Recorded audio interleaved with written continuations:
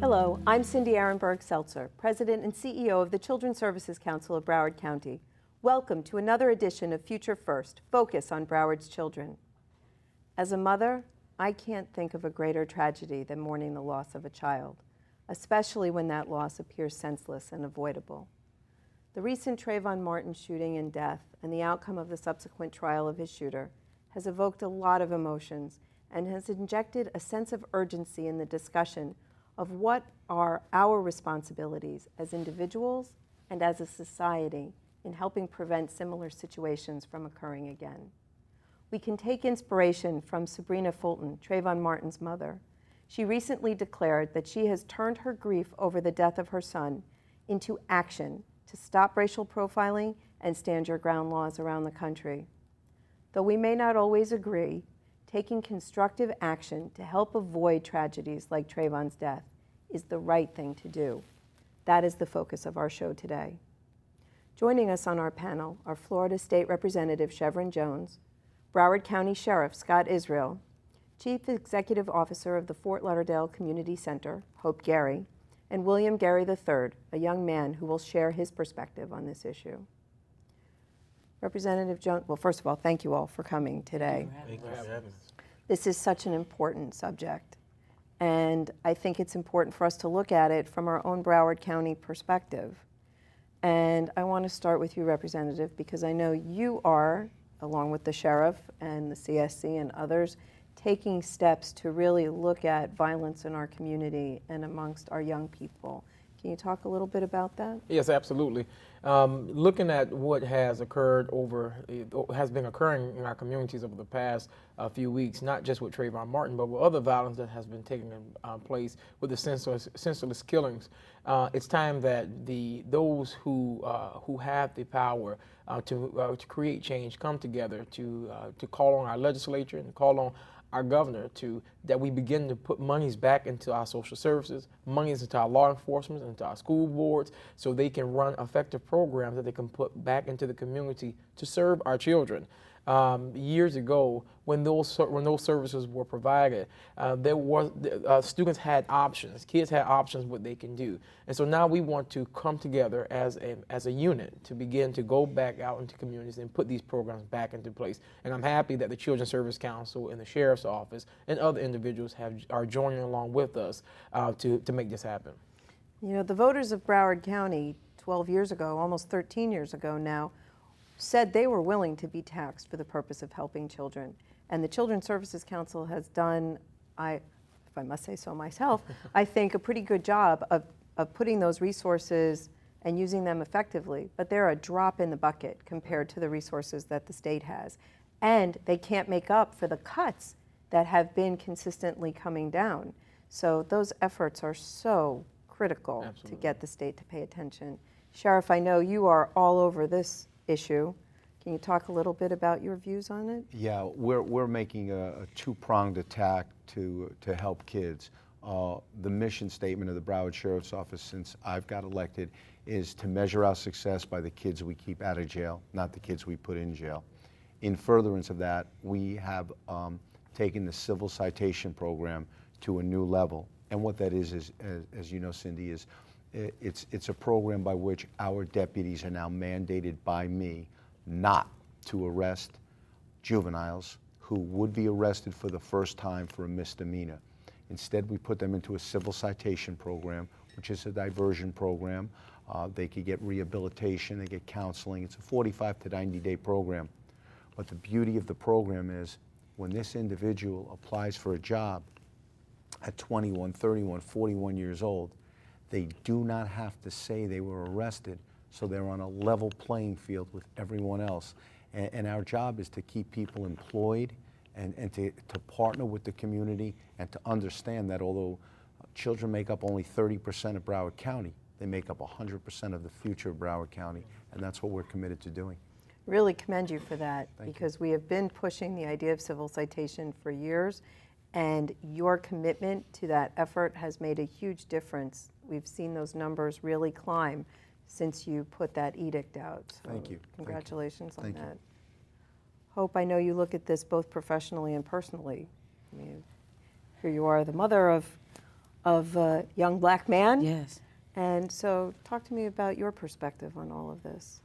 Cindy, when the verdict came out, the Zimmerman verdict came out, it's amazing because actually I was out, and I was in a capacity where I was doing business, and in this capacity, in this general area, as the verdict came out, people were high-fiving, and they were happy because Mr. Zimmerman was found not guilty. And at first, it seemed a bit hostile where I was because you could cut the tension with the knife. It's amazing what has been going and transpiring since this case. And when it did happen and he was found not guilty, as a mother of a son, a black man, I became immediately afraid, scared, actually for all of our sons out there. This is tragic. We have a 17-year-old child that was killed, and the person who stood up and said that I killed that child was found not guilty. I am completely behind Sabrina Fulton with what she's trying to do as far as change the dynamics with this law. Something has to be done. I love the fact that we have the Dream Defenders. I know that that has ended, and I'm really sorry that that couldn't go on, but they have made an impact. And we have to look at different avenues and different places for our children. We're looking at our kids in a different light. We don't see children. We see, and this was the thing that really bothered me the most, we see thugs. We don't see a child. And the thing that bothered me the most about this case was to listen to Mr. Zimmerman talk about Trayvon Martin as if he had no rights. And that's what our children are saying. When I talk to my kids in the community center, they are completely lost. They feel absolutely worthless. This verdict has shown them that they mean nothing. And we have to change that. They are thinking that walking down the street is a problem. We are looking at what's happened with this case with Trayvon Martin, but we also have to take into consideration that in September, another case will start that has to do with the murder of Jordan Davis. Same situation, but this child was in a car. Someone shot him and killed him and provoked the stand your ground law. We have a problem with the way we are seeing our young black men. It's almost as if we have to put a t-shirt or a shirt on them to say, I am not going to harm you. There's no need to fear me. And I don't understand why this is happening, and it's getting worse. And I love the fact that we have Representative Jones here who has taken a stand to do what we need our legislation to do. And I can't even begin to tell you how I feel about Sheriff Israel. I mean, what he is doing is showing that we do have leadership in our community that is trying, but this is going to take a concerted effort. It is going to take all of us. When we see something wrong or hatred, we have to stand up as one. You know, we used to see this thing with the Three Musketeers, one for all and all for one. This is really where our mindset have to be for our children. And our children are feeling lost. They're feeling lost, and they're feeling like they do not matter. And with rulings like this, it is showing them over and over and over again that they do not. And we have to put things in place to change these situations, these laws that are making them feel as if they do not matter. That's got to be pretty scary for you. Yes, because most of the time when you see most the jails are filled with about 90% of African American young males who probably got caught on the street with, you know, just a little bit of paraphernalia or just a little bit of drugs. And soon the people that locked them up, they process them, they're in jail for a certain amount of days, then they're let out. But now that person's name is in the system now. So wherever he goes, wherever he moves, people are tracking him and watching him over, you know, something minuscule. Now, if it was a real murder, you know, even if an African American did a real murder, lock him up and throw away the key. Because I don't have anything against, murders. They all need to be put in jail. But what the problem is African Americans are going into jail by the dozens. It's statistically proven that there are more African Americans in jail than they are outside. And that has to change. I want to feel safe when I walk down the street and not have to worry about, I see Coral Springs police, and I have no problem with them. But if I see 4 to 5 cars rolling down the exact same street and I'm just walking to go to the store, then, maybe somebody else whose neighborhood watch might say, well, this guy is looking suspicious. 4 policemen already have, drove down and seen him. He's walking our streets. Somebody needs to deal with this guy. I don't want to feel like that. It's very interesting what William's saying, and we're obviously a generation apart, but he brings up 2 critically important points that law enforcement has got to understand. One is by putting young people in jails for small amounts of marijuana and things like that, they're in the accompaniment of other people who are in prison for other, and if we're going to keep people on the right road, especially young people, we got to keep them away from people on the wrong road. On the other end of it, we do have the requirement to keep our streets safe and to reduce crime and to enhance the quality of life of the citizens we've served. So over at the Broward Sheriff's Office, we've developed, William, a VIPA program.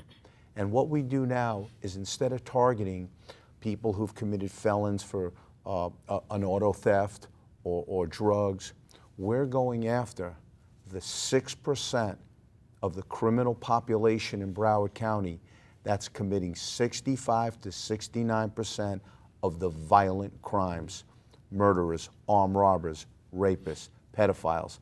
This is the focus of our Viper Squad.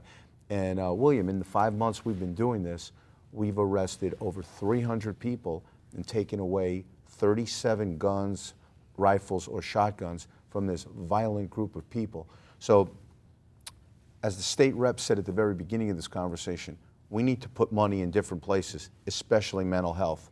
We need to put more money into mental health than we ever have before. We need to continue to keep our kids out of jail by having robust civil citation programs and working with people like Hope and partnering. But importantly, we have to attack the violent crime in our society, and I think we're all together. I think we're taking major steps in the right direction. Yeah. William also make a great point when he speak of young men in particular.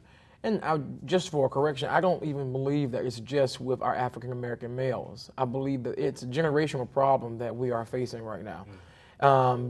My experience now as a state legislator, I've been able to see different type of statistics. Absolutely, the numbers for African American males are high, but the numbers for youth period are at high numbers. And what I'm starting to see is that the youth of today, they have no value. No one showed them the value. And so what we have to begin doing is what the sheriff just said. Not only just putting money into the programs, it's also looking at our parents, helping our parents begin to do the parenting skills that need to happen. And our youth have to understand that there's a greater good out there for them. And I think that's what's missing out on them. I mean, and everyone says, oh, it's the music, it's different. It's an array of different things that's out there that's making it happen. I don't want anyone to think that it's just with black kids, with black boys. It is a generational problem that we have right now. I did a workshop for a group of boys last week, and one of the young men made the comment. He said, you know what? Because I'm a black boy, I can't make it. Well, I said, well, you show me a black male who can't make it, and I'll show you 10 of them who did. Raising a house without a father, or raising a foster home, or whatever the case may be. I share with them, don't allow your environment to be your reason for your failure. It's important that you look at your environment should be your reason for your encouragement and to move forward. That's what we have to begin showing our youth, that there's value in them.